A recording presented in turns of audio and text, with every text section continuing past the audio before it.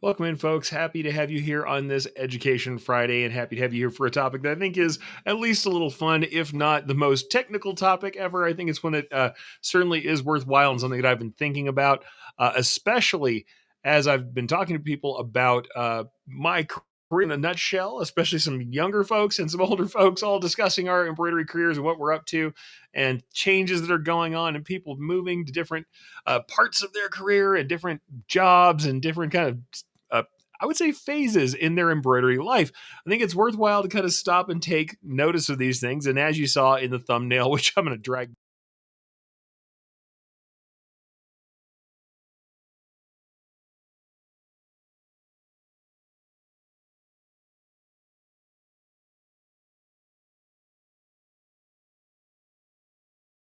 and that we should probably, experienced in quotes, some of us who've been around a minute, you sometimes can find yourself, if not falling short of your goals, certainly changing your goals and doing things differently. That's not always a bad thing. Often it's a good thing, but we can go back, get some of these lessons that come from that era when we were first new at embroidery. And then I wanted to recommend some things that I think are good for those of us who have some experience under our belts and who may or may not want to kind of be good stewards of our industry as we kind of change where we are in it or how we function in the industry. And certainly how those of us who are either in the craft or in the commercial world can continue to develop ourselves, develop our skills, and how we can treat the people who are coming in after us. I think these are all things that we should think about, especially as people with any sort of experience under our belts, those of us who have done this for a while, maybe or say like you're falling into some burnout. This happens to people as they've been in an industry for a really long time. Maybe you feel a little bit of burnout. Maybe you feel like not everything is firing on all cylinders for you, and you would like to get more of that into your into your schedule. Try to get some more development. Try to reignite some of the passions you had, and if not, find some new passions that can drive you to continue loving the thing you love and doing the thing you love for years to come.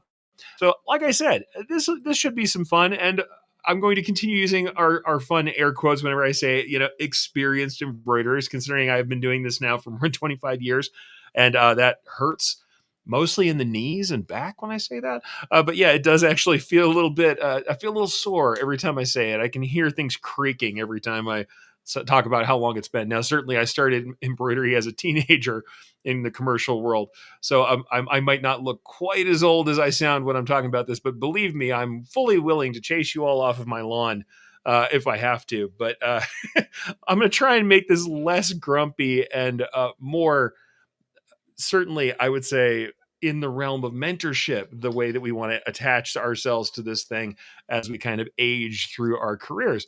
So, what I'm going to do is cover some of the stuff that we did in the original episode. And like you saw in the thumbnail, I'm also going to show you the episode that the original kind of concepts came from. And we're going to cover those and then talk about what I would call maybe some answers, some expansions, and even some things that slightly contradict or are different than what we should do as beginners. The first thing I will say, though, if you didn't ever get to check out the original piece, we actually have that here for you to watch if you would like to. I'm going to copy this out and give it to you in the comments, as well as just bring this up for you. This is the episode that I was referring back to for you guys. Episode 170, 5 things new embroiderers and digitizers need to do. So some time back, I will go ahead and throw this in the comments and give you a link before I say hi to everybody. But this is where we're coming from.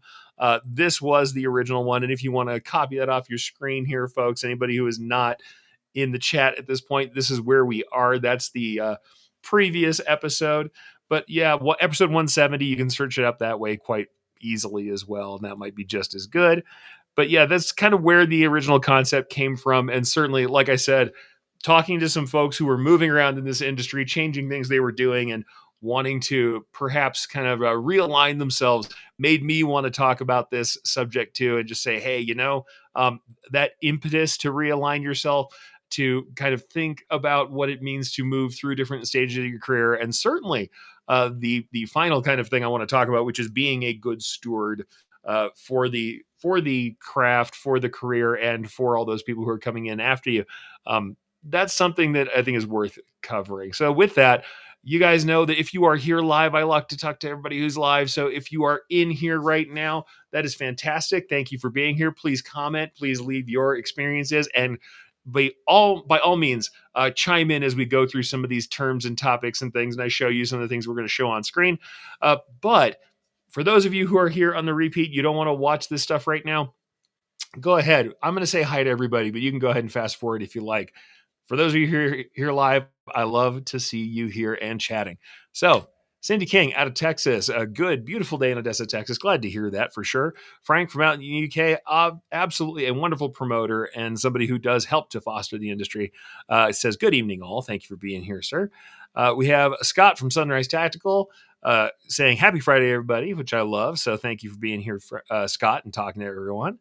We've got Lisa Shaw, awesome educator in her own right, who is always out there teaching and giving of herself. So greetings from Colorado. She's definitely a good steward. And like I said, everybody talking to each other. Cindy is at the machine. I love to hear that. Keep those needles moving. That is the point of this game. We are here to make embroidery, not necessarily conversation, though I do think you should do some of that too, obviously. Mary Ann coming in from Santa Fe, New Mexico, here in my home state. Glad to see you here. Good afternoon from Moss Embroidery in Santa Fe, New Mexico. We have Barb coming in from Minnesota Custom Made. So, hi, Eric. Good afternoon, everyone. Hi to you too, Barb. Happy to see you here. We've got everybody saying hi to each other as well. Clarita is in. We've got Just My Two Cents. Hey, just mine too. My first time live. Greetings from Germany. Well, thank you for being here. Hello. Wie geht's? Anyway, happy to see you here. So, just my 2 cents. Thank you for joining us from Germany. We have Justin Armenta saying, I feel your pain, Eric. I know you do, my man. Justin's been in this business for a long time with me, too. And he absolutely has things to say about teaching and educating and also creaking your knees when you get up and down from threading the needle. But we'll leave that for another day. Thanks, Justin. At least I don't feel too bad. Marianne's got 25 years in as well. Lisa's seeing people saying nice to see them as well. We're talking. It's all great. So I'm just going to go ahead and check this stuff out. And Andrea, haven't got a chance to talk to you. We need to catch up sometime soon. From Natsina and ZSK in the US, doing lots of that stuff and definitely having taught and been around quite a lot. And Vi is here, Vi in LA. Hopefully I'm saying that correctly for you. Tell me if I'm wrong. Hi from Santa Barbara, California. So fantastic. And yeah, just my 2 cents says, Lisa is here too. Yeah, Lisa and I work together. Love it. Love your last video. Learned so much. Happy and brilliant. Still putting out new content. Yeah, and I am part of the new content too. Lisa and I both work together on making those things, which is one of the awesome things to do. So love to see that. And Lisa says, yes, my knees and eyes are feeling this 30 plus years. Yeah, I'll tell you this, between that and you guys who know that I'm moving, I've been doing a lot of home repairs and things. My hands are wrecked this week. So between doing the job that I usually do and the rest of what I'm doing with my hands, not great. I'll say that's the other one. Get that carpal tunnel looked at, folks. Do everything you can for those RSI injuries before they get to be problems. Repetitive stress is real and will get you. If you don't have numb fingers yet, give it time, digitizers. Give it time. And just my 2 cents says, vielen Dank, tolle Aussprache. Thank you very much. Glad you're doing well and glad you're here. And Vi says, newbie 2 years. That's awesome though. Here's the thing I'm going to tell you is you're still going to hear good stuff that's good for newbies here today. This is a fun discussion, not so much technical. We're not talking pull compensation today. We're not talking underlay. We're not talking everything, but absolutely going to talk about some stuff we're doing here. And certainly this is more of a philosophical question for today. Andrea says, Leah has lots to catch up on. Fun new applications. I want to hear more. Let's talk about it. She makes all kinds of cool stuff. That Andrea, if you don't know from ZSK, does all kinds of cool creative stuff trying to help people with their problems on ZSK equipment and has done so for years, just trying to help people when they want to make something cool. They send that off to her and have her work on things and help to workshop stuff and develop techniques, which is something I'll talk about a little bit today. And Lisa, by the way, we're just loving on each other for whatever reason today because we like to work together. Yes, loving the creative collaboration that Eric and I get to do from Brilliance. Great week, absolutely. And she taught some awesome stuff. If you haven't seen it, I shared it just recently. She did this really cool grad piece, and I don't have it queued up. Maybe I'll grab the link later. A cool kind of rectangular patch you could do for a grad cap using the stuff from Brilliance, Aces One. Or Ace One, the Rewind, which is the cool stuff that I'd use to make this. And then also Patch Artist, which I used to make the faux overlock borders that are happening on my hat patch and others.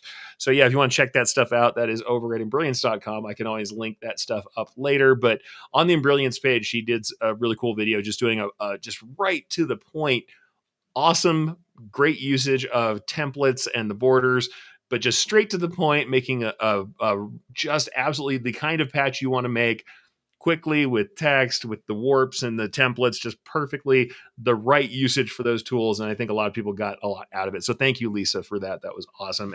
And for the shout out for having worked on all those fonts and stuff. It was a labor of love. But that's what we're talking about today, right? That's the thing. We're going to talk all about these things that experienced digitizers need to do, but we're also going to refer back to the stuff that beginners need to do. So let's start with number one and just go over these things. Like I said, shorter show. You guys are probably going to put up with a little bit of that for me, so a little bit less prep because I'm certainly in the middle of the big cross country move and things are crazy. But let's start with the place where we started last time. Number one thing that I think new embroiderers should do would be look at embroidery. And this is still the case for embroiderers around the world. We should be looking at embroidery. The thing is, a lot of times when I'm dealing with very new digitizers and embroiderers, they will go and auto digitize something or they will use somebody's files that are very poorly made. And the first question I ask myself, and I hate to do this and I hate to sound like the oldster that I am sometimes in this thing, the first question I have is, have you ever looked at embroidery before? Because the thing, when you're asking why something doesn't look good and I'm looking at this design, it doesn't look like any kind of embroidery that's out there. And we now live in a world where you can search up any manner of embroidery and look at it and look at machine embroidery in extreme detail on high resolution photos, on videos, and it is free for you to do and simply at your fingertips. So I still think this is important if there is a kind of embroidery you haven't done, especially. So the first thing is, yeah, new digitizers, new embroiderers, consume more embroidery. Look at the kind of embroidery you want to do, certainly, right? But let's say we're talking about our experienced friends here, you folks like myself who've been in this for a minute.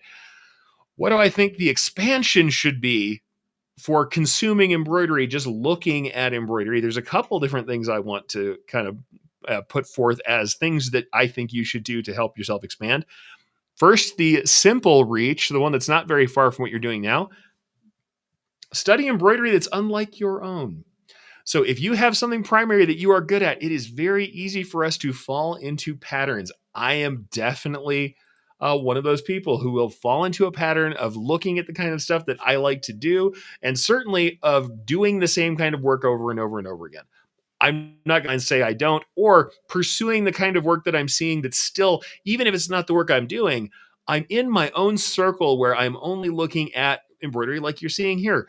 Commercial embroidery, maybe streetwear embroidery, some fashion stuff, but not too far off the beat. It's still logo work, it's still promotional, maybe sport embroidery, something in that range, but nothing much further from that. Usually I'm not going to be looking at other stuff. And you can find yourself getting bound up in the style that you already do and you already know, even if you're doing new techniques that are outside of it. And that's great. And you should do that.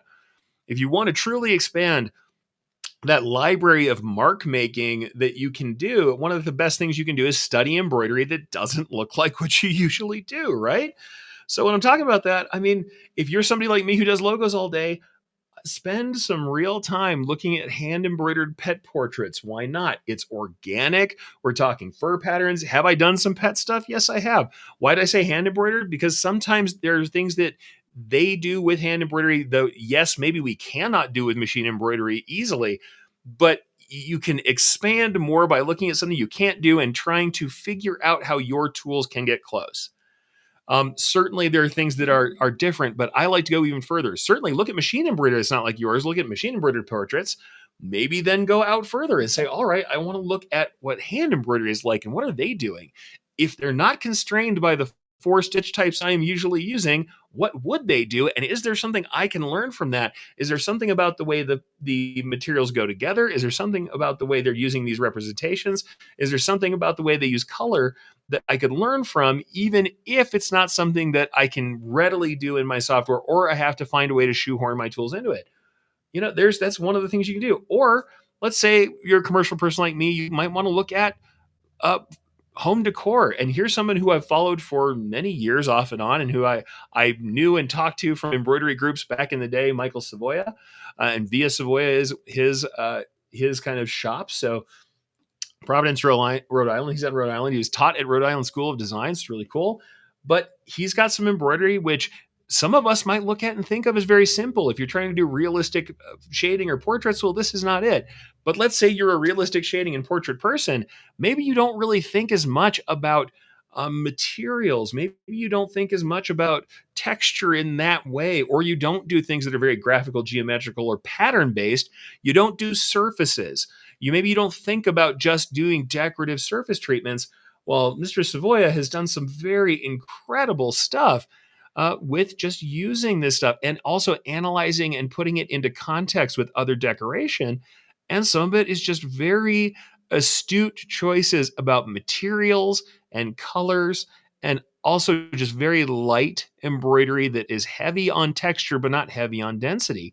And these are things that we can learn quite a bit from. And I mean, just lovely use of like fretwork and bean stitches and all of these different tools that are, and this is just in very standard machine embroidery, but it might not be in any method you use if you're like me, that you're super commercial, or if you're somebody who is, into portraiture or street art or something else. You might not think about faux chain stitch or even real chain over heavy coarse materials, light stitching, using color in different ways, really tapping into texture.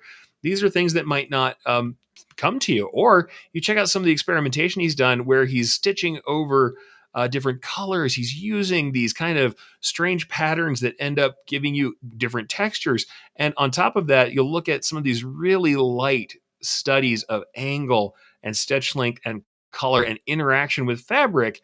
And it's really very interesting stuff, though you wouldn't necessarily say that some squiggle filled squares, you could be dismissive of this if you wanted to, but you can't tell me that this doesn't have an artistic bent and might not inform some of your process if you were looking at stuff like this. So it's something that I'd like to just kind of suggest. Not to mention, he's done some really interesting stuff with combining gold leaf with his embroidery, embroidering on, like I said, real textures that are very interesting. And certainly all these different inspirations that he took are wild. They're great stuff. So I think that that's part of what we do, and that's the initial reach, right? That's the first reach, is just to say, hey, let's look at some embroidery that's not like ours, right? That's the easiest reach. And certainly there's lots of fantastic pieces to look at. But, certainly it's a worthwhile thing to kind of look at embroidery that you don't do. And by the way, we got some good comments here, so I'm losing my train of thought for just a second. Let me grab some of these comments while we're still here. Heidi says, auto digitize. Eric, why do you use that kind of language with us? Yeah, I know I'm cussing, but the bleeps, you can't understand it when I do that. Yeah, I don't like auto digitizing for almost anything. I can see places where there are uses for it in the world. I'm not so benighted as to not understand where those are useful, but absolutely, it's something that I think just does take a little bit out of creativity. Plus, a lot of stuff you just saw here, auto digitizing is not going to look at light uses of texture and stitch angle and stuff. It's got some pretty basic rules behind it. Will there be some of that later on in the world? We'll see. We'll see. Yeah, Clarita says, I still need to pull up those patches from the museum. Yeah, no, check that stuff out. Historical patches are lovely. Love to look at that stuff. And Lisa says, and this is true, we're going to talk about testing later, and all that embroidery you're admiring stitched on something, not just stabilizer. Yeah, fabric combination, super awesome. And yeah, actually, Andrea's got a link for everybody. I'll go ahead and pull that up as well. One of my favorite to stare at. I do not know how to pronounce the name on this one. I am going to be honest, but this is an awesome site. I will copy this out for you folks and take a look at that. So you can check that out if you want to. But yeah, let me go ahead and just put that up on screen. If you haven't seen the realistic, it's a combination, I think, of using some photo processing at first and then handwork back into a piece to make these kind of painterly versions of embroidery. Very different thing. Like I said, embroidery unlike mine, I tend to be really about control, stitch angle, and textures in a way that is more like what you saw there, carving and lace and stuff, but certainly very interesting work too here. And by the way, Stephanie, thank you. Great information. Lisa says, Brian and Bailey remembering his dining and lace and other decor interactives. So Lisa says, absolutely. I agree. I would love to see more of his interactive stuff come back because I think those were, they were not available for long enough in the world. We need to have some of those back, Brian. So whenever you have time, my friend, you and I can work on some implementations, sir. Sashiko patterns, anybody? Okay, no more talking. There's a lot of cool embroidery I'd like to see. And then Justin says, "What? It's just not a magic button. A button I should push and it's done. No, not yet, and certainly not one that would make the best work or the coolest work." And here's the thing. So I told you guys first one, look at embroidery, and I said study embroidery unlike your own as the initial reach, and then the further reach. I'm going to say for all of us, we're doing a visual art, consume some outside art, design, and craft. And what I mean is just consume things that are not your craft, not embroidery, and see how they use texture and surface and color. And I'm not saying become a great artist. I am not a great artist. I think that I have learned from artists and craftspeople. And also, it's just reinforced things about embroidery that I might not have otherwise known. Also, so it's just some interesting things there for me, but it is pretty cool. You know what I mean? I do really like that stuff. So it's something that I think is worthwhile to look at things that are outside of that realm and see what you can learn. And actually, I have a couple of very brief things. I had something that really kind of grabbed my attention this last week. You guys know that we often call a filling stitch for embroidery a tatami stitch. If you don't know what that is, well, a tatami mat, it is a Japanese flooring and it is woven, I believe, of rushes. It's like a husk. It's like it is a plant product, a husk, a rush, a reed kind of thing. So we're using plant materials, fibers to weave those tightly. The thing is, I saw this wonderful video of an artist, a guy who's trying to bring back Japanese tatami in a more artistic way. And I just had to show you this because it was something that reinforced for me the kind of things that we talk about in embroidery. So I'm going to show you this while we're here because, hey, I'm going to try and do some inspiration too. And I would like to hop on this guy's bandwagon and show you. This is Kenji Yamada. So Yamada Kenji, his tatami site. And we'll just look at a couple of the pictures that we have here first. These are tatami mats. And what he does is make individual segments of tatami and then puts them together with different angles of the weaving. So what we're seeing here, you see this dragon. You see this dragon once again. This is one color of material. This is only the natural undyed fiber. So when we're looking at that, all of this color, all of the shine, well, it's kind of from stitch angles, isn't it? So it's really cool to see some of this guy's stuff. So really love the stuff I saw from this, and I'll have to show you the video here shortly. I'm just going to show you a snippet of this Instagram video of Kenji doing his work and showing some of the pieces that he's got, and some of the because he also has some pieces that were almost like a performance piece. They have motion built into them as well, very sculptural. And this is just done with one color of tatami material, and he's trying to kind of bring that to the forefront for people to understand these textures. And I think it's just a really interesting study in how stitch angles or angles of reflection with fibers can inform your art. So we all know this inherently from stitches, but I just thought it was really cool to see this explained. So let's go ahead and watch this while I'm talking. As you can see, immaculate use of materials here. So here is someone who is using traditional tatami, and do you see the light flashing off of that while it's going? Making that tatami and making it into something artistic. This is something that to me inspires me to say, wow, here I am with all of the spoiled for choice for color and texture with embroidery. He has got the most restriction on his creativity. He has one material that is one color that can be used in one fashion pretty much. He's only using a traditional tatami weave, which by the way, you can now see why the fill is called what it is, looking at those tatami mats. But he shows you inherently how the absorption and reflection of light is specific to the angle of that. And he crafts these. The cool thing that's also interesting is he crafts these for the space that they're going in. So he knows what the natural light's going to do to reveal these patterns. So like I said, once again, I'll let this play just for a second so you can have another look at it, that dragon in as it's working. And then once again, him spinning those different angles of tatami circles and how that light flashes. that is such an inspirational piece to let us understand stitch angles. So once again, other kinds of art. Certainly, there's tons more, and this one is actually very analogous to embroidery. So it's not like I'm making a huge reach there. But if I wasn't the kind of person who tends to just look at other kinds of art and craft, maybe I wouldn't have spent any time looking at that. And I think that's worthwhile to kind of give that a look. So I think it's really fantastic as well. So I do love that. And by the way, just to once again to go back to some of the comments. This is the site that Andrea is showing us, who has all those great artistic pieces. I'll try and pull it up in just a second here for you. She wanted to clarify some of the stuff. She said it's digitized on computer and embroidered on industrial machines. Such wonderful people. They've done a lot of custom things, retrofitting their machines and custom programming for their monitors and software technology.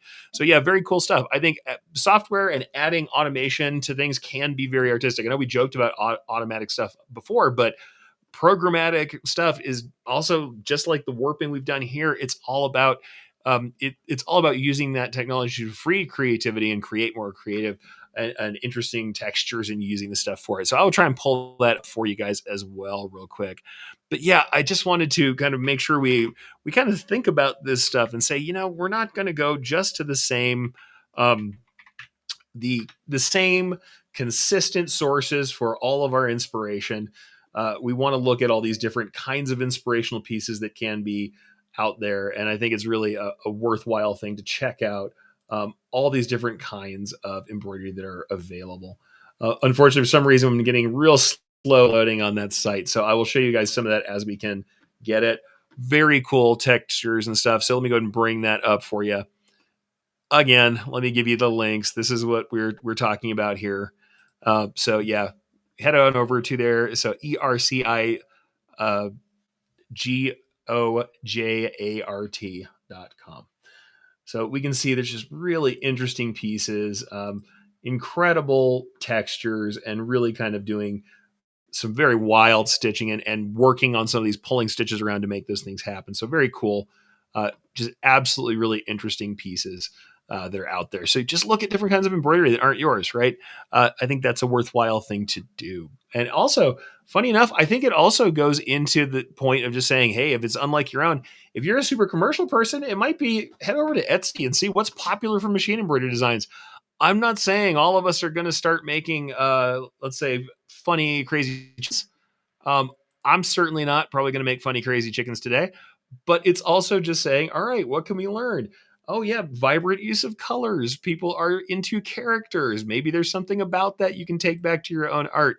So, like I said, it could be any number of ways to research this stuff. It doesn't necessarily mean that we have to be reaching super far out, but I think it's worthwhile. And of course, as I showed you with these other pieces here, definitely consuming other arts and crafts outside of your own, just to give yourself more of a broad base of the things that might inspire you to work on surfaces. And it could be historical, it could be modern, it doesn't matter. It could come from anywhere. It could be ephemera, it could be movie posters. What does it matter?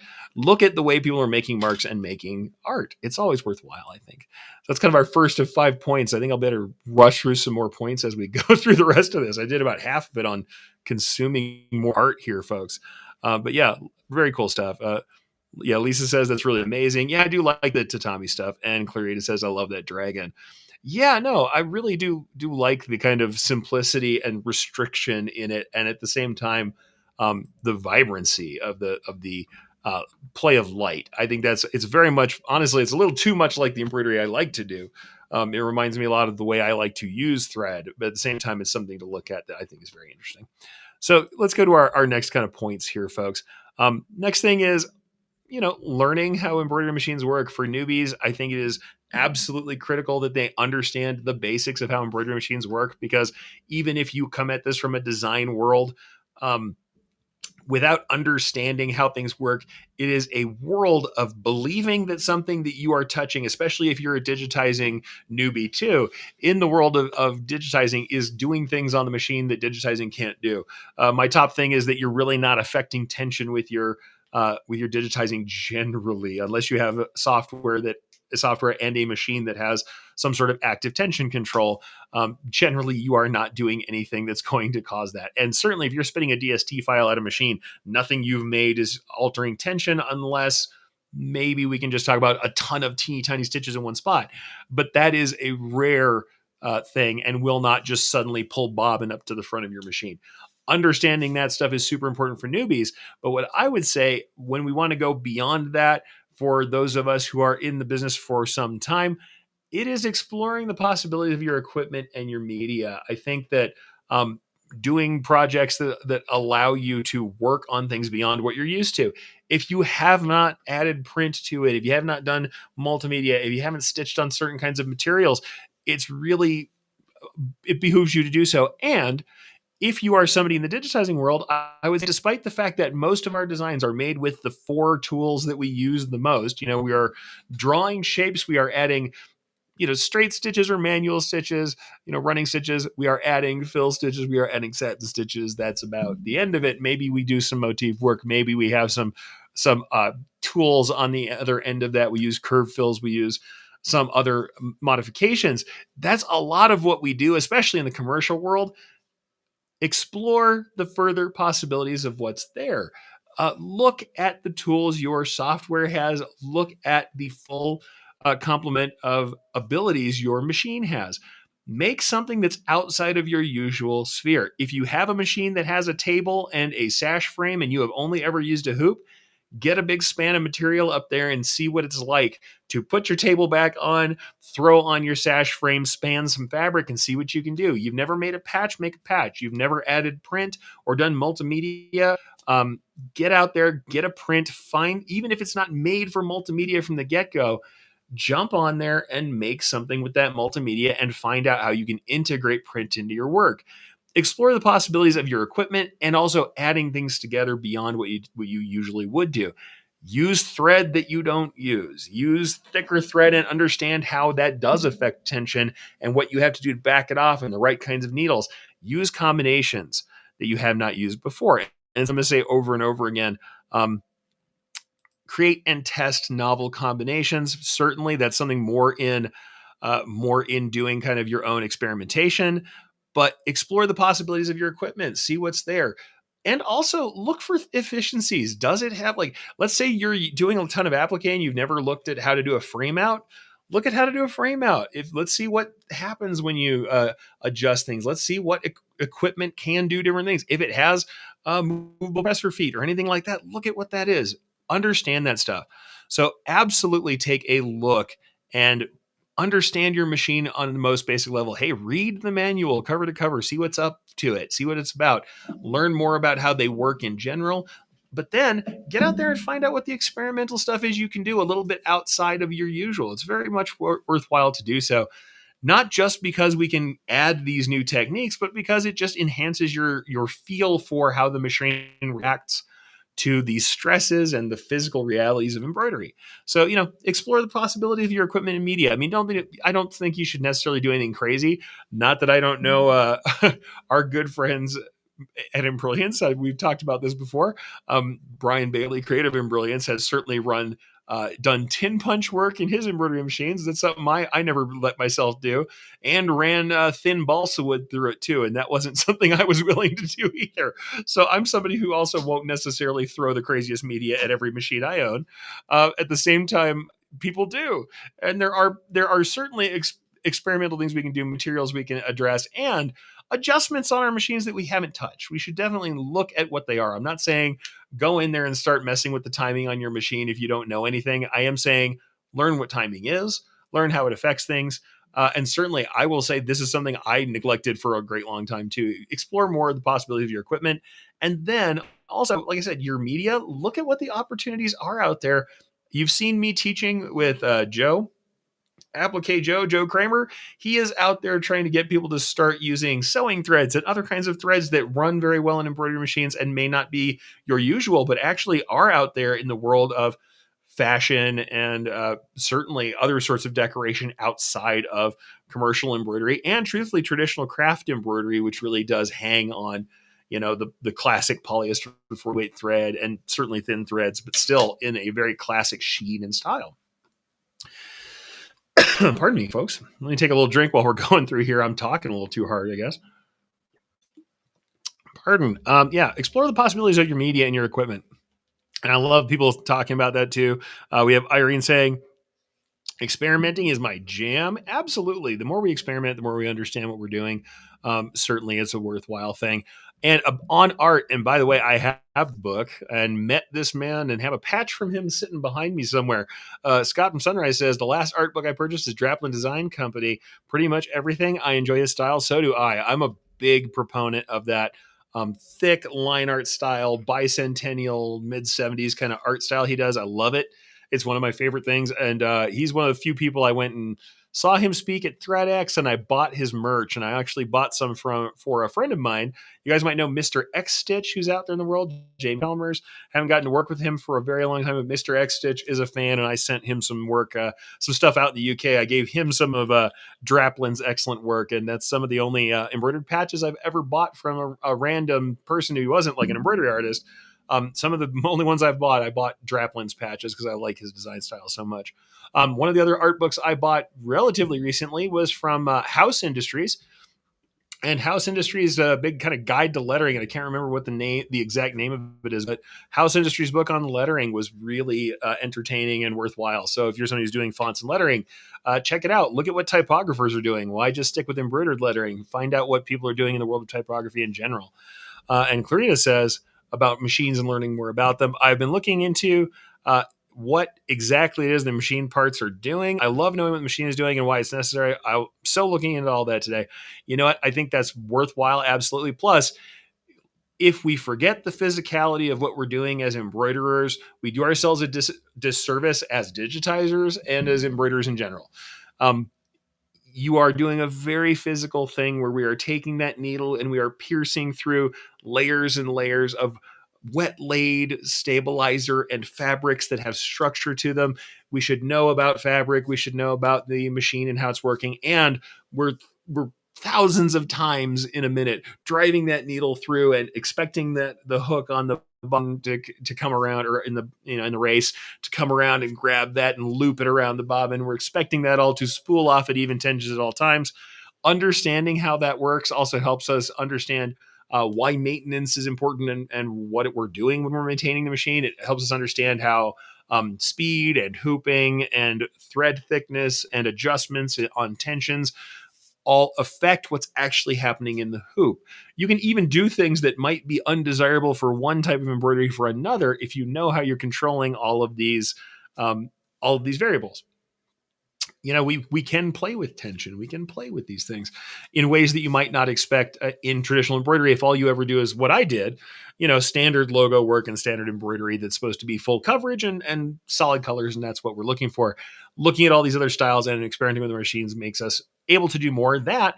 And depending on what kind of machine you have, you may have functions you don't even know about. And some modern machines have incredible levels of functionality that you might not know about, or contrary to the good part of that, you might also have a machine that does things like filter stitches in your design, and you don't know why you're consistently having problems with small stitches dropping out or large stitches dropping out or having additional needle lands dropped into them.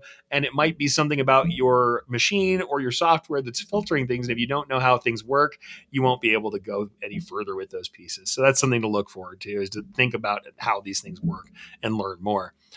So the next big step I had for new embroiderers was to learn the lingo. We've been talking about the lingo a lot in this last few episodes, but to learn the language of embroidery and understand what it means, right? We understand what densities are. We want to discuss what those things are and explain them decently to others, be able to be mutually intelligible.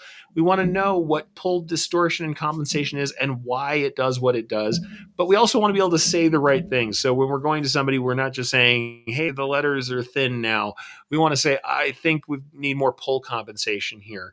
And to understand what that is, also to know the measurements of embroidery, so that when somebody talks to us about materials or about densities or about distances, that we kind of can understand those things and be able to talk about them. So someone who's very new, knowing what an embroidery point is as far as a measurement of density, that it is a tenth of a millimeter, and that's four embroidery points is the same as zero point 0.4 millimeters of density, and that density is a spacing between lines of stitching, not and that's so expressed in that way, meaning larger numbers actually is less thread because it's more space.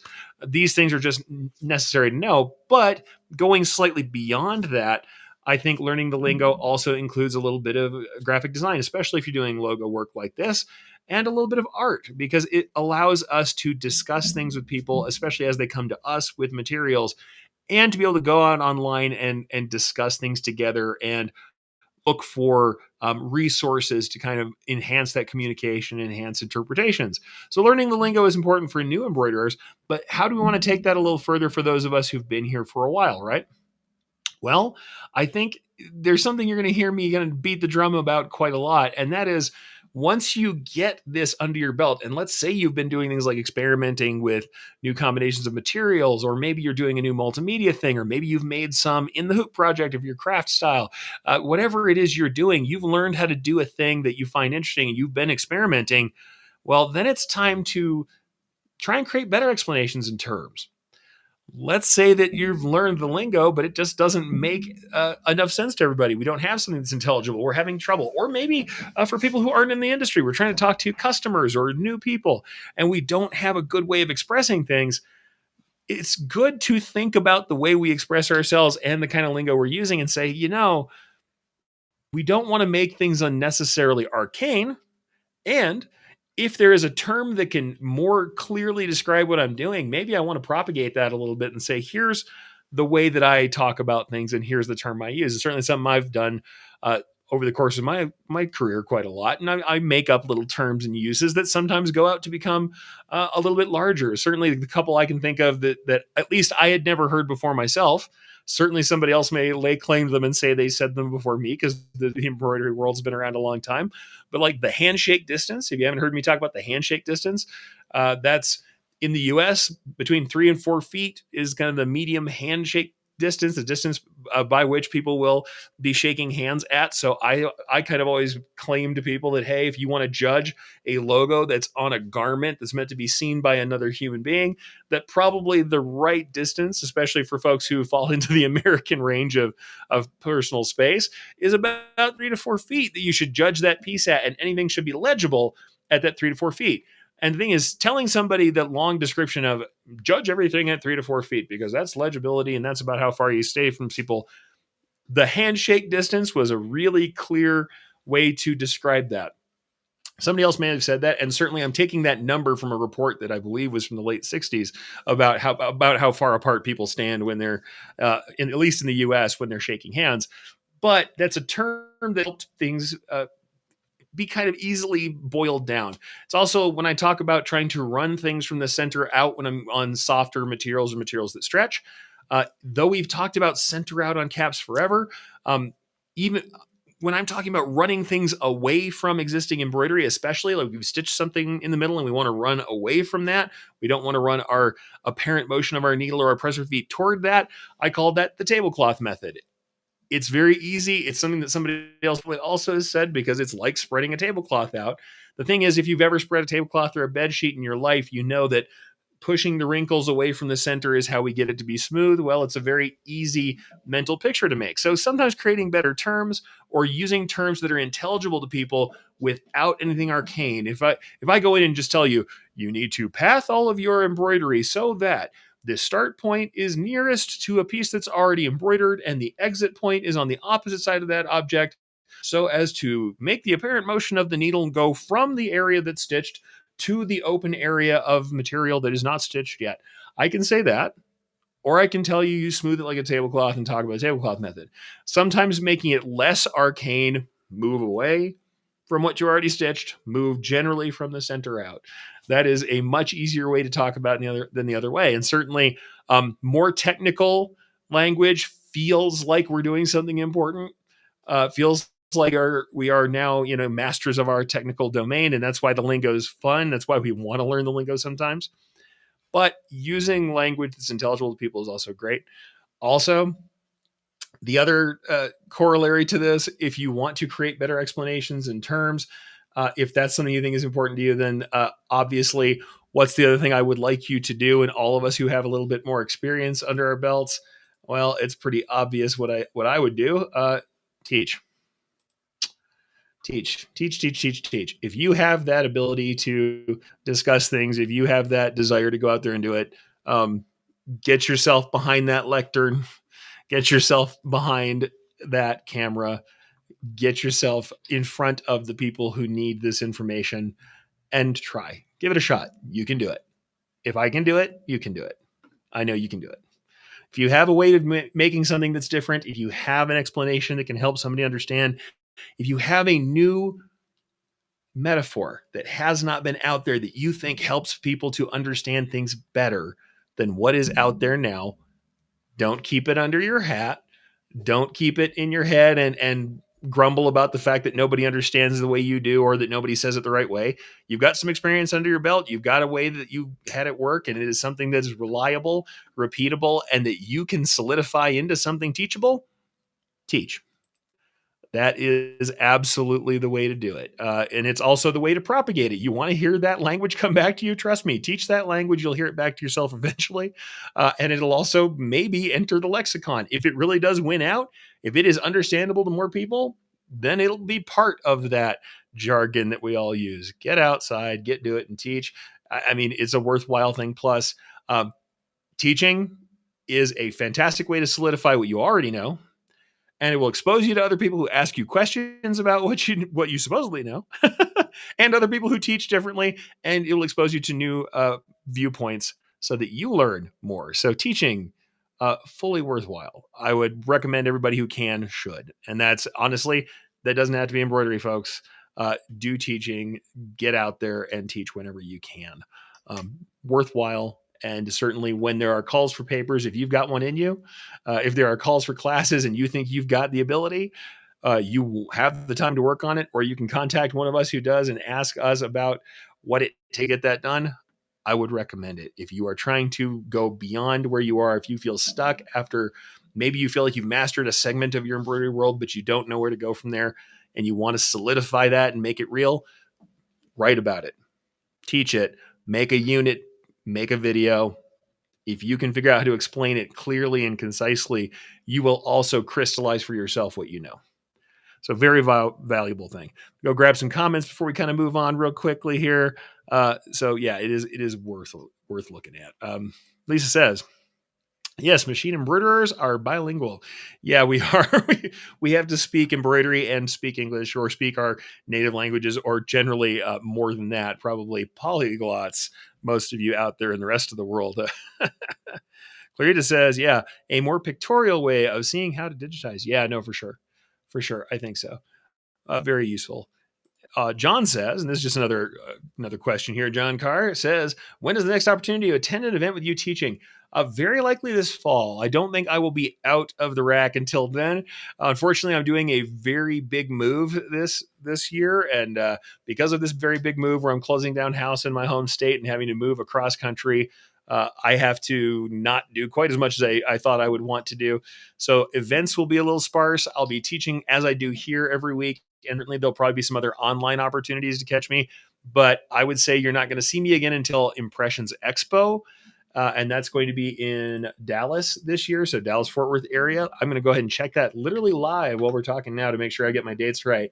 But if you go over to impressionsexpo.com, you will get me. That's October 2nd to 4th. I think that's probably next time you're going to see me live. So yeah, that is just one of those things. And I think it is worthwhile to say, sorry, I caught this one, which made me laugh here. Just my 2 cents saying, oh, you're also someone with hundreds of open tabs. 100%. Yes.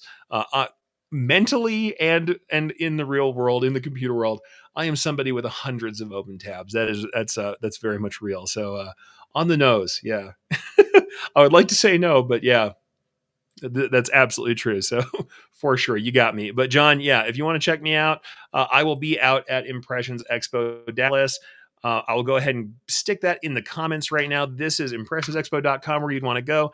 The website you're going to look at will look like this. So this is it.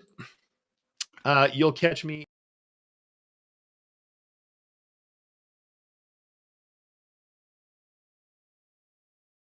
at least one, probably two classes there, and I might be doing more. It depends on how it goes. So, Dallas, Texas, out there October 2nd through 4th at the K. Bailey Hutchinson Convention Center. So, it's in a new place, not the usual Fort Worth Convention Center we've been doing for years and years.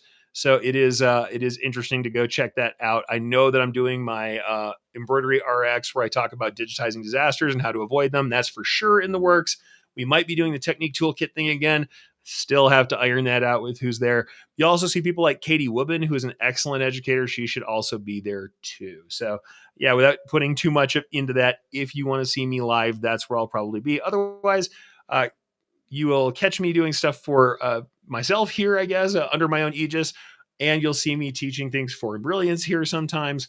And certainly over the course of the year, you'll see me teaching more online. So follow me at ericcampbell.com. You're already on the YouTube page. Subscribe to that. And all of my content will be there generally. But yeah, very likely going to be some other online content once I get settled in the new place after the big cross-country move, which is coming up quite shortly. So yeah, all right. So let's keep on going for a second here. The next thing I told the new people to do is what? Watch designs run. And boy, did I ever say that several times over. There is no education for embroiderers like watching the interaction between the needle, fabric, stabilizer, design, thread, and the machine's movements.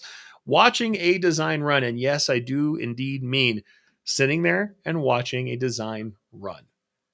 Nothing more, nothing less. Be on the machine, watch it laying down the thread, watch it doing exactly what it's supposed to do.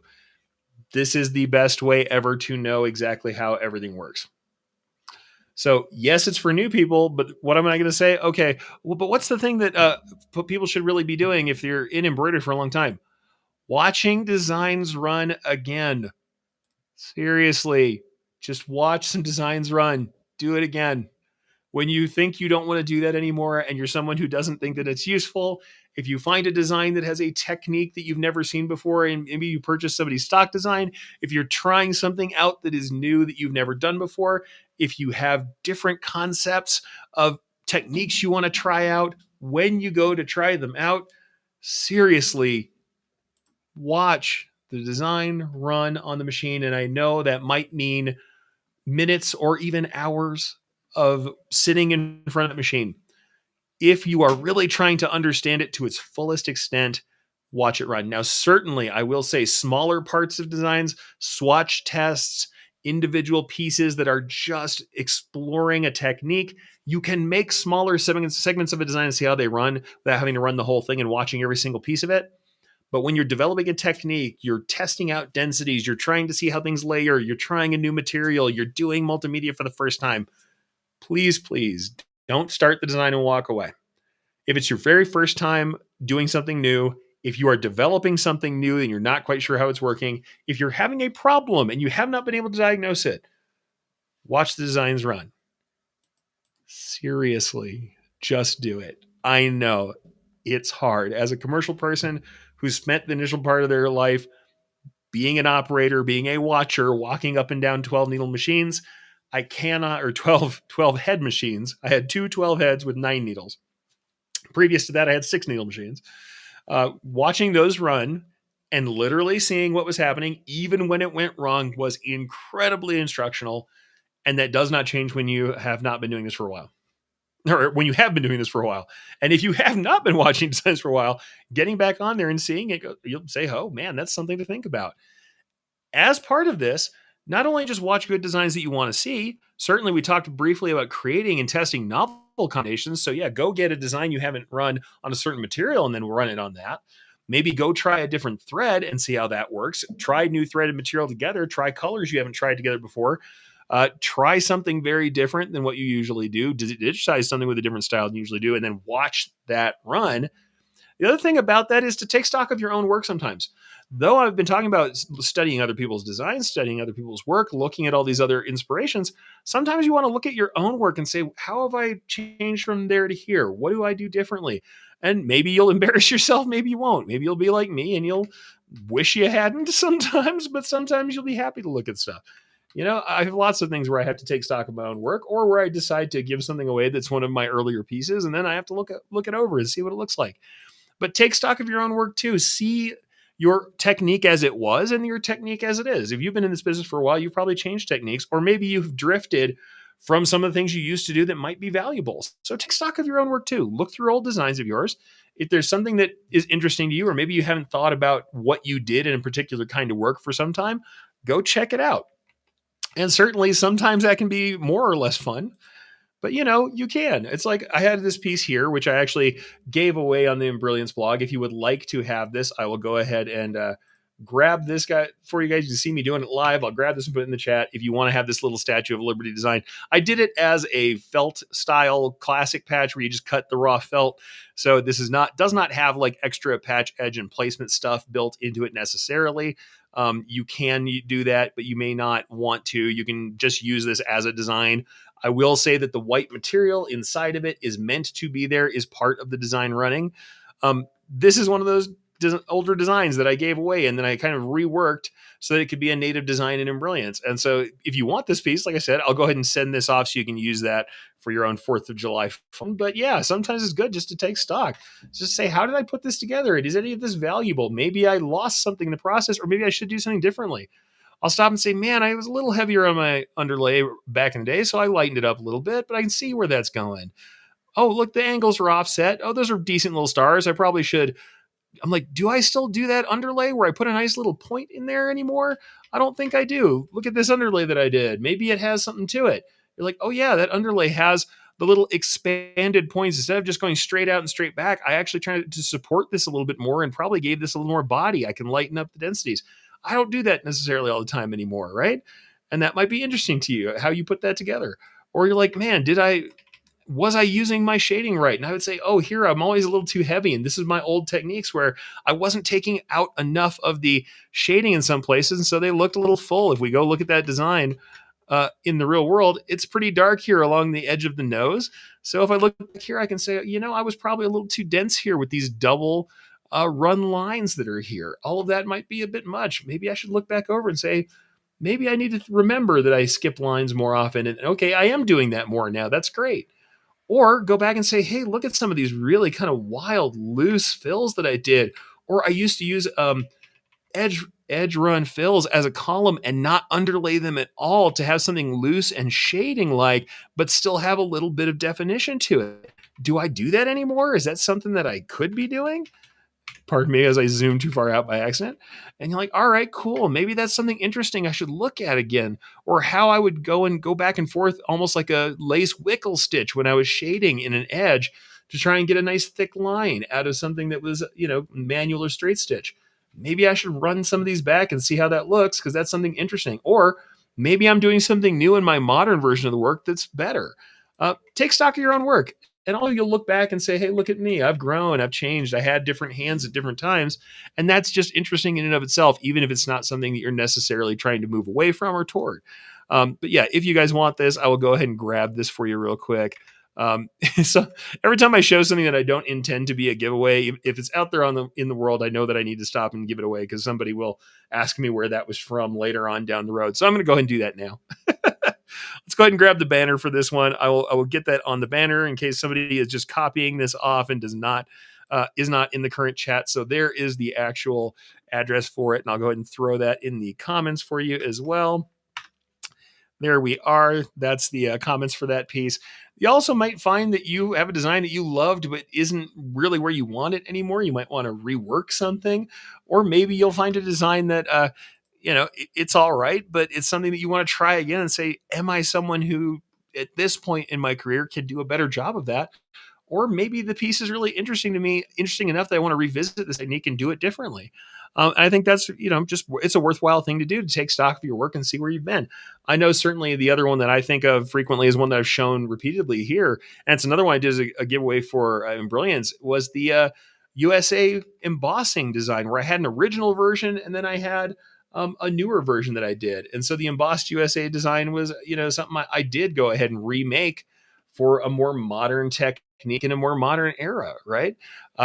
Doing trapunto without using big open fills in software and doing it manually was something I haven't really seen a lot of people do. So I wanted to re-examine it And it's something that I put out there again. And hopefully some other people have taken me up on that. I haven't seen the designs, but doesn't mean they're not out there.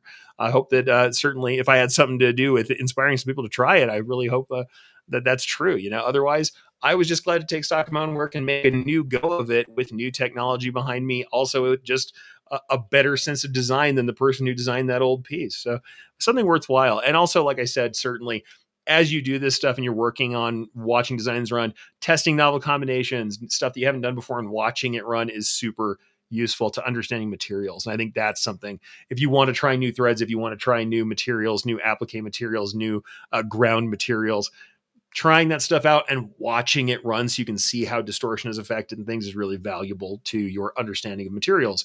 And like I said, there is just something about the physicality of watching materials stretch and deform and watching the penetrations of the needle and seeing how fibers are moving out of the way and stuff live that is it is very much the difference between somebody armchair quarterbacking, or you can think and think and think about how it feels to jump over a hole in the ground, but testing it and feeling with your body how far you can jump and running up to it and getting some speed, you start to understand below your jaw in your bones what it's going to take for you to make that work.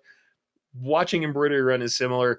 You get to see what's happening, and it is really a physical process, and it is better, easier to understand, certainly. So love that stuff. Anyway, like I said, folks, there's some stuff over there. That was also on the Embrilliance blog. If you guys wondered, we had some other comments, so we'll go ahead and grab it. But let's see here. Comments. We have Evelyn saying from Orlando. Hi, Evelyn. Happy to have you in. Debbie White says, so late. Well, there's always the replay. Happy to have you whenever you're here, Debbie. Justin says, and by the way, me too, my friend, I shake my head sometimes when I look back at my old work. The one that I get is sometimes the inefficiencies, or I will find just straight out a pathing error. I'll find a jump in one of my old pieces, and I find out that much as they must have loved me, and maybe I wasn't nice enough, or maybe I beat myself up too much in front of people when they caught one of those things, that my operators who were doing most of my embroidery didn't tell me that I missed a start and stop point and I had a jump in my work. They're like, we'll just trim it for 50 pieces. I don't want to go up there and make Eric feel bad. That's what I guess, because I beat myself up too. For sure. It's rough. Bernardino says, what's up, fellow digitizers? What's up, man? Happy to see you. All right. Ellen Morris's blog. Yeah, no, the blog I was referring to is the Embrilliance blog. So if you go over there to the link that I showed you guys, or go to embrilliance.com and go to the project blog, there's a lot of stuff, including some stuff I made. Both stuff that was from my earlier career that I retooled so it could be native in Embrilliance, and stuff I've made for Embrilliance with the technologies that are there, and some unique to the platform. Go check it out. It's cool stuff. Bernardino saying, Danville, Virginia here.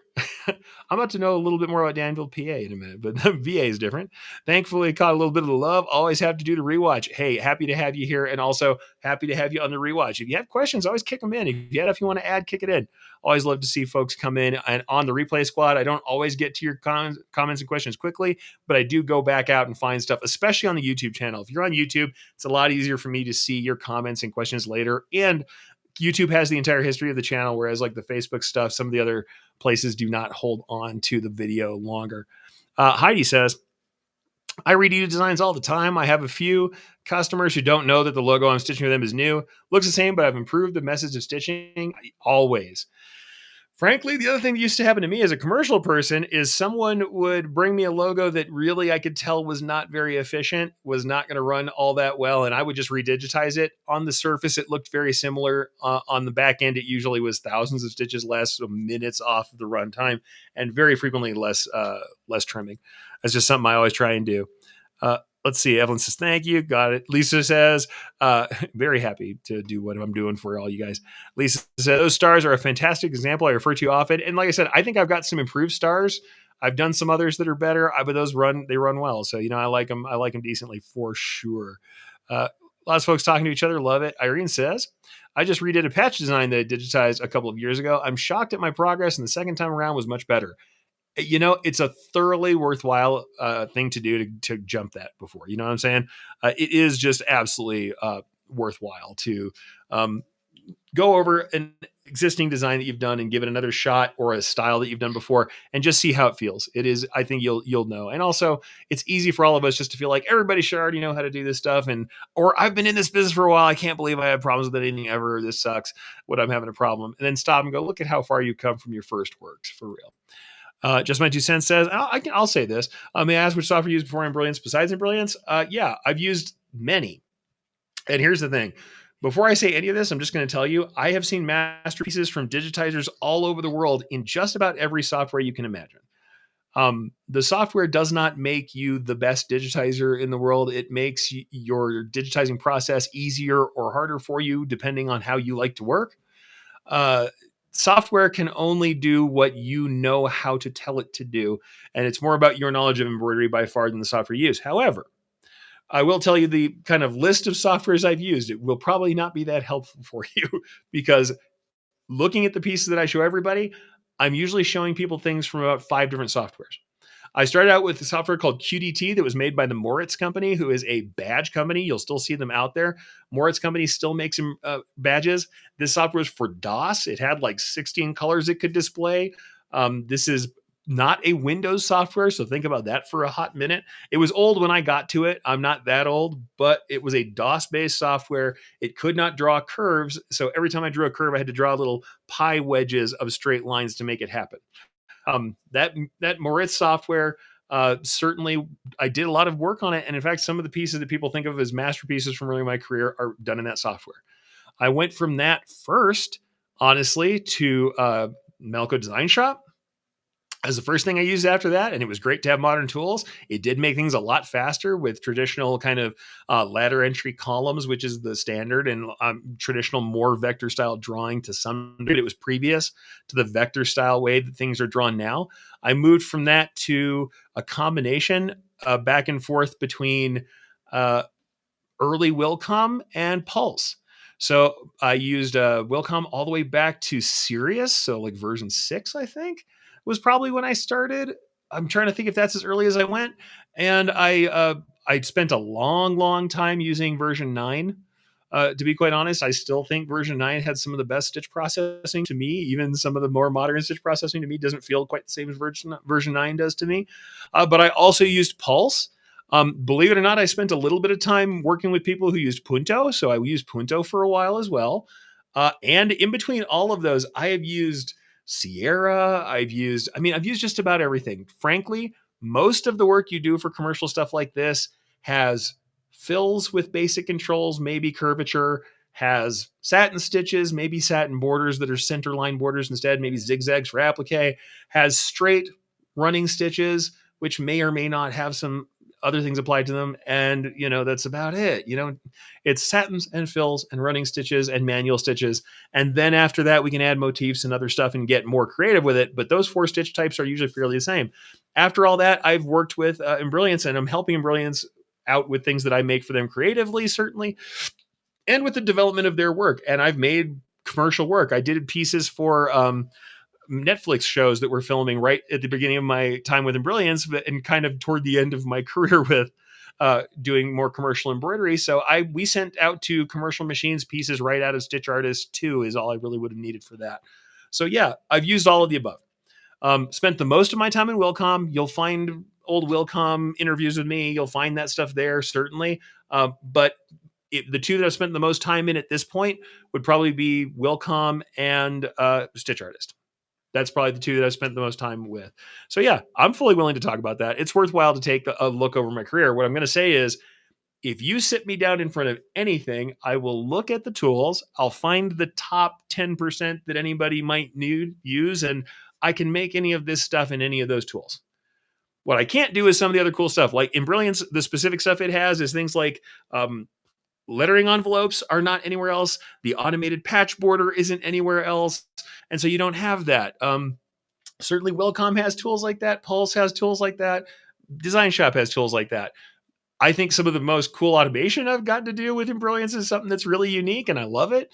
But everybody's got their unique tools, certainly. I think that the automation we have for like Patch Artist is super cool, and the ability to make graphical warp templates for text is fun and cool, and is great for customizers who aren't digitizers. But I love Wilcom's digitizing too.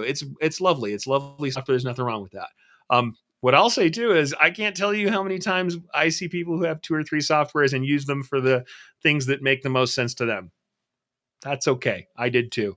It's something you can do. So yeah, like I said, I'm fully willing to talk about that. You guys do know that I do work with and for Embrilliance now, and that we make some really cool stuff that I'm really excited to show you. So I will show you a lot of that stuff. But yeah, if you look through the career here, even the stuff that's on this wall here, I used some of my old stuff all the way back to that QDT DOS software and repurposed it and worked elements around it in Wilcom or in Melco and created commercial pieces from that. And toward the end, like I said, I also used pieces from Stitch Artist and sent them right through the multi-head machines that we had used all the time commercially. So yeah, it's worthwhile. Like I said, it's just something that I like to make sure people know. It's the knowledge of embroidery and how stitches look and work that makes you a great digitizer and interpreter of art, not the software. But you can make software do what you want to if you know that. Sometimes easier, sometimes harder. Depends on your metaphors. Like Wilcom's got a 2-point style metaphor. You got a corner point and a round point. We have a 3-point in Embrilliance. So like Stitch Artist has a cusp, a line point, and a through curve point, and there are different points that work differently for drawing. If you're more of a vector artist person, you'll probably gravitate toward the way you draw in Embrilliance. If you're somebody who was old school and worked on old embroidery software first, then the default way that you draw in Wilcom will make more sense to you with splines, where they don't draw in Bezier, even though you can still edit in Bezier style. A lot of that stuff is more about what you learn first. When I see people who are just dyed in the wool, you cannot use anything but one program. Often it's like, I learned one and I don't want to learn a new metaphor for drawing. If you do learn both metaphors, or if you're like me who did design work as well as embroidery, I was in CorelDRAW, Illustrator, Inkscape, and then Affinity on the vector side. So you can actually learn from all of that stuff. There's no hate either way. All of us who work for companies, we all know that everybody uses different softwares. What we're going to do is say, hey, check out our cool tools. And if you like our cool tools, try them out. And if there's something that saves you time or makes you do more creative work, like our patch borders or like the cool text stuff, or like some of our other automations like Knockdown, which is a trademark over in Brilliance. So you can knock down some, high plush towels and a couple buttons, then try that stuff out and use that whether or not you use it for all of your creation. Though I do love digitizing and Stitch Artist as well. All right, so we'll go back to some comments before I finish up on our last couple topics real briefly. Evelyn says DOS. Wow, yeah, I know. Once again, the joints. I can feel that knee creaking right now. DOS-based embroidery software. Which, by the way, here's the other fun thing about that. Parallel software security keys. So the old port that your printer would plug into, the parallel port, I had 3 keys I had to stack into the back of that thing and plug in for my QDT system. I still have them, but I don't have install media that works. If someone out there, I'm sending this out to the universe, somebody knows the people from QDT Moritz, I've tried to ask them before and they're not receptive. I want to run that software again so bad and see if it still is what I remember it to be. I would absolutely love that. It's a nostalgia that I know is poisonous. I shouldn't be engaging in. I would love to run that sucker in a DOS emulator right now. Someone out there at QDT, hit me up. I want to play with that again. Just my 2 cents says thank you. Yep, you're very welcome. John says any program that's offered the purchase of a particular machine brand you suggest not using. Not suggest not using, but I would just, you already kind of hit the nail on the head. Do understand that if a machine brand offers you a software, hey, it is a software that comes from them and they're going to recommend it. Their recommendation, you can use just about any software to make a file format that works with your software or with your machine. The one kind of difference is if you have some commercial machines that use a special transfer format that does other cool stuff on the machine, you may either have to use their software to make stuff, or more likely, if you like using a different other software to make things, you can bring it into that software and then do things like needle assignments or head assignments or whatever it is that it does. But those are very specific to a machine, and they'll be able to talk to you about those transfer file formats. Not usually. If you're just making DST files go on multiple machines or you run multiple brands, most softwares will do what you need them to do. Try them out, see what works for you. Look for the stuff that makes sense for your kind of embroidery too. Justin Armenta, by the way, thank you, Justin. That makes me feel good. Justin, who definitely knows his stuff, has a history as old as mine for sure, says, great description. Thank you, sir.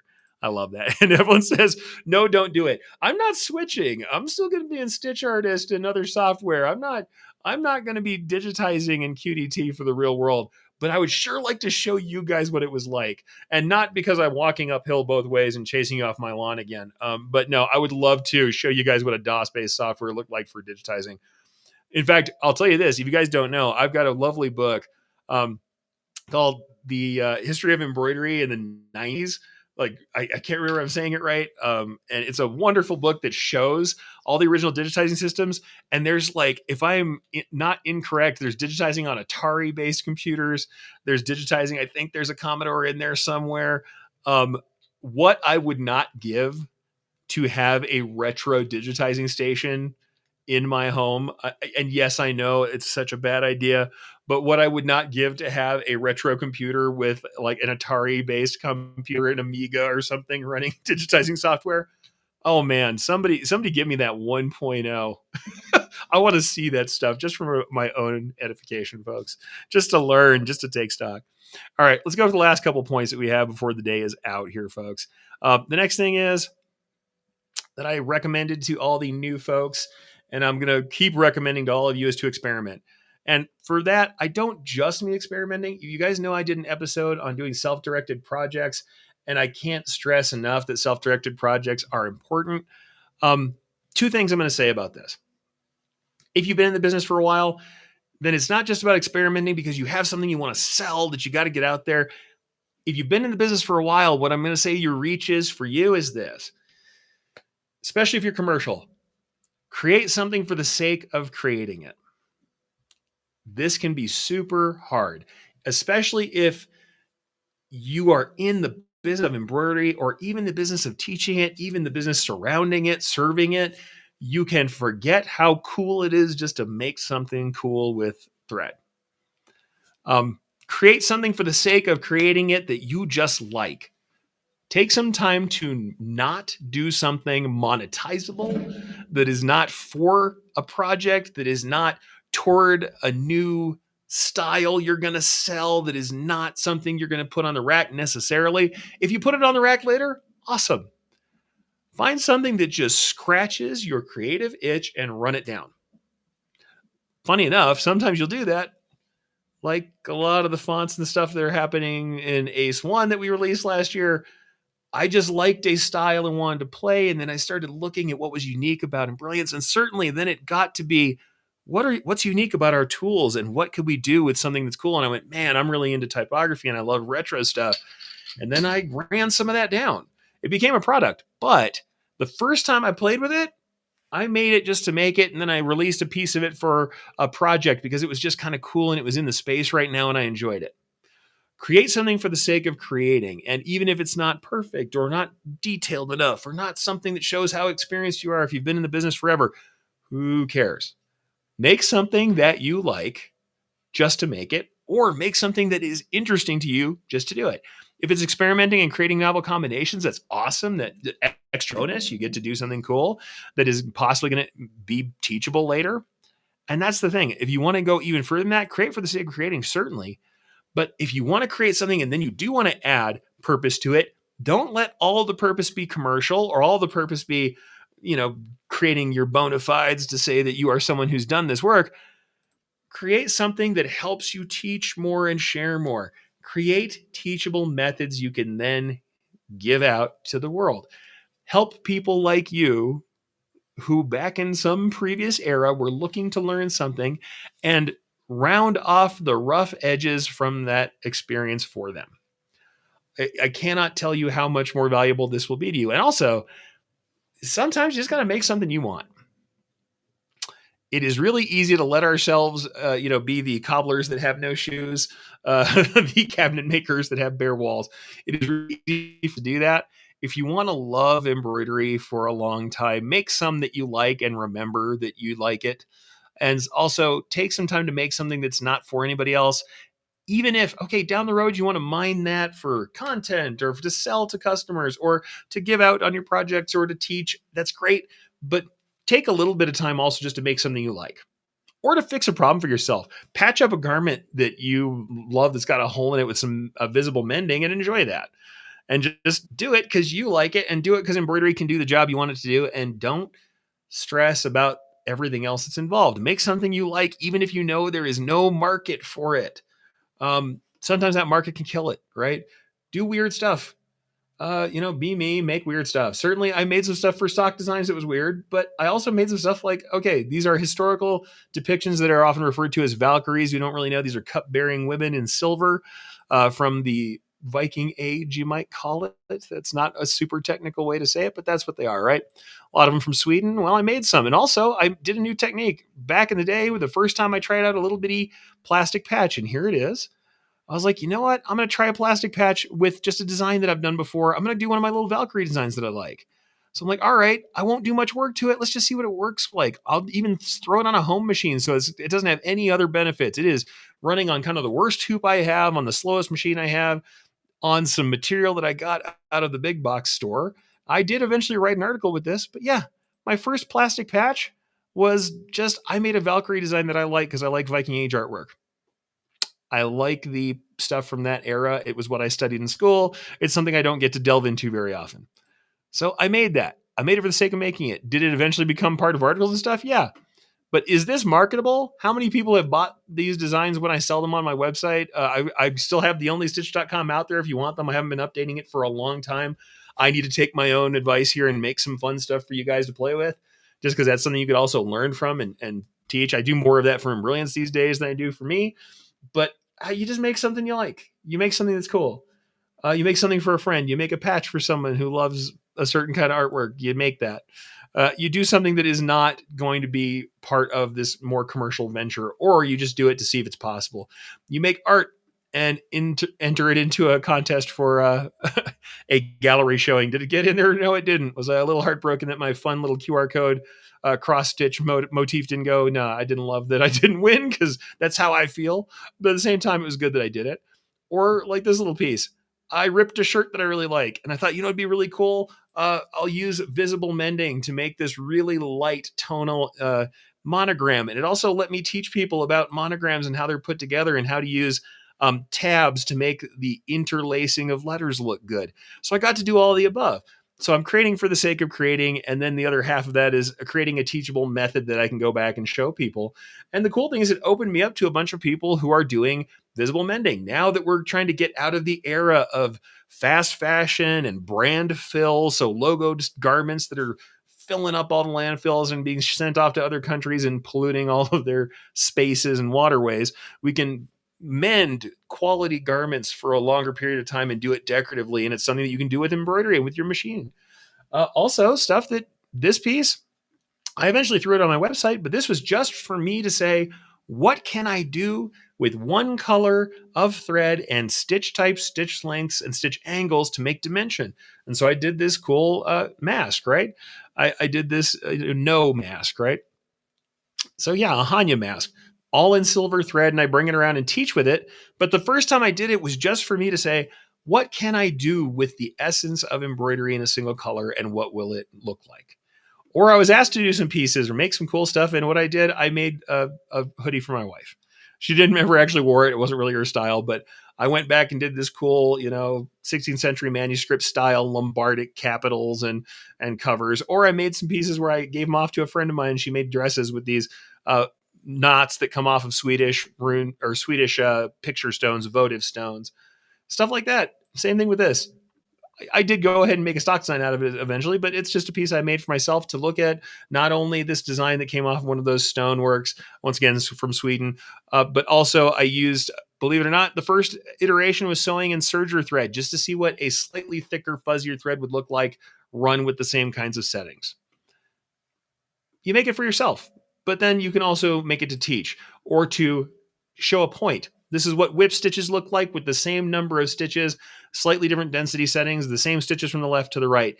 Now I can illustrate to you what a multi-pass satin or a whip stitch looks like, and I made it just to show it, just to enjoy it. to enjoy the tools and to explore my tools and how they work. So yeah, fun stuff. Or somebody asks you to make something for a fashion shoot and you sneak in uh, designs from a Anglo-Saxon helmet or a an earlier Saxon shield plate, and you put them on a model in New York. Turns out, hey, you never know. People ask you to do stuff. You make it for the heck, or you make it to give it away, or you make it just to show a point, or to see if it can be done, or you make it like these just to wear in your head because I like them. And that was just for me to do that and to show the cool new tools we had in Ace One. So yeah, I mean, make things for yourself, but also create teachable methods that you can share with people. And I think it's just really fantastic to do. So experiment, yes. Um, Test new novel combinations, yes, absolutely. But also just create for the sake of creating. Create things you love. Make something that's going to spark your desire to keep doing this thing. And by all means, if you can, if you have the ability, fantastic thing to do. Just create these teachable methods. Document what you did very clearly, figure out where there's places you could do better, and try that stuff out and create a teachable method that you can take out. And once again, teach if you can. It's going to help you learn, and it'll help you also, it'll reinvigorate your desire to do the thing, because you're going to get people who look to you and say, wow, that's awesome. That's going to make you feel good. Also, oh, thank you for helping me. I didn't know that. Maybe I didn't think of that. Maybe that's inspiring to me. People who are just starting also have this energy, and they can help you return to that beginner's mindset where it's like open eyes, clear vision, and very much less judgment, the kind that you have when you very first start. Certainly, I'm not good at it. I get mad at myself for messing stuff up, but I always try and encourage you guys not to be me, and also that I'll forgive you because I know what it's like. Somebody like me who's been in the industry will forgive you for any amount of garments you ruin, because frankly, we've done more than you have. You shouldn't feel bad, but I think it's worthwhile to do. Let's take a couple comments and I'll hit my last point and we'll finish this up for the day very quickly. So let's see. Yeah, museum pieces. Yes, maybe. Doug says, has to watch replay. Got to go. Oh, I had a funeral to go to. I'm sorry to hear that. So condolences. And Barb says, I like the tone on tone monogram. Yeah, that's a cool one. Historical monogram designs are out there in SCAD. You can find awesome scans of historical monograms everywhere. Lovely stuff, fun stuff to work on. I'm going to work on some monogram projects myself coming up soon, and saving some historical work and getting it out there for everybody. So there's always some cool stuff to do. And I do like monograms as well. It's not, once again, I had to learn to love stuff that wasn't my original kind of embroidery. This doesn't look like monogramming, does it? Yeah, not really. But I do love monograms, and I do love fonts. And I learned how to engage in that. So you may also find you do this for a long time. You have different eras of your career. I actually learned fonts and font creation earlier on for commercial work like this, where I did make lots of custom fonts so that companies would have their exact logo specific and or style guide specific fonts that we had ready for embroidery. But the love of typography and the continuing to develop different kinds of typography and embroidered fonts is something that came later. You'll have different areas in your career. So last but not least, the quote unquote bonus thing that I taught new folks was just to branch out and connect, right? So branching out and connecting, I still recommend you do that. If you're here right now, you're already in a little community. Yeah, we've got just coming up on 4,000 of you on YouTube who are subscribed. We've got lots more other places. If we put them all together, there's quite a few, thousands of folks who are out here watching, listening, and engaging. Talk to each other. Get out there and do that. And also, if you if you have a chance to go to trade shows, if you have the ability to do so, get out there and talk to people. Get out and connect. Get out to the trade shows. See all the people. Go see the machines. See what people are doing. Learn what's new. Meet up with your friends. And certainly, if you're someone like me, maybe once in a while, get behind the old lectern and teach some things to people who are just coming up, or who have specific things that you already know that they would love to know. Get out there, see these things for yourself if you can. And if not, get online and learn. Certainly it's worthwhile. It's something that you should do. Just get together with people and discuss. You're going to arrive at more together than you probably would apart. And certainly you can, at the very least, share and commiserate when things are rough together. But at the same time, we can learn more and do more together. So what I'm going to say, if you want to do more than that, for those of us who've been here a long time, mentor, educate, and publish. Take somebody under your wing and help them. It'll help you too. Educate, share things that are worthwhile, makeup classes if you can and really get out and teach if you can. If not, teach something online, teach someone else, comment on a post, reach out when you know something that could really help someone and do it in a considerate manner as you would want someone to teach you in your youth in this career. And last but not least, publish. If there's a chance for you to write or publish or write for yourself, writing lasts a long time. It can take on another life past you. So get out there and, answer those calls for articles if it's something in the traditional publishing space. Otherwise, write some things. Even if you want to do videos, even if you want to do other stuff, write some things down first. It leads to more creation. And publish also just includes publish posts, publish videos, share the things you know so that they get out to a wider community and they are a help to other people like you. All right, folks, with that, I'm going to let that be it. We've been in this business for a while. I think, honestly, we know there's a lot more than 5 things that us experienced embroiderers and digitizers need to do, not to mention the things that we needed to do when we were young in this industry are still the same things we need to do now. The thing we can do the best for ourselves is to, number one, give ourselves little space and grace and make sure we understand that things will change and that seasons will change and you will go through different times that wherein some of the stuff you have done is not the stuff you do now, and maybe that you have different approaches, and that's okay. Um, Take some stock of what you've done and understand how far you've come and all the things you've overcome. You've done every design that you've made until today, you have managed. Certainly, you may have some complete duds in there. I've got a few complete duds, but look at the body of your work over time, not the one thing that's bothering you now. And last but not least, recognize that you are flexible. You are able to learn and you can always try something new and try again. So even if something bothered you before, it may not bother you now. And the person you are now may be equipped in a different way than you were before. And last but not least, when you help others, you help yourself. When you publish and create and teach, you also solidify your knowledge and support yourself in the process. Purpose is a big deal to keep us all going. And thank you for being part of my purpose here and being here during this show, which is the way I get to share with my community. So get out there, be good stewards, experiment some for yourself, make something you love, and have a good time while you're embroidering. It's worth it. These are the hours of your life. Spend them in a way that you enjoy. All right, folks. I'm glad you were here, and I can't wait to see you again, probably in a recorded form next week.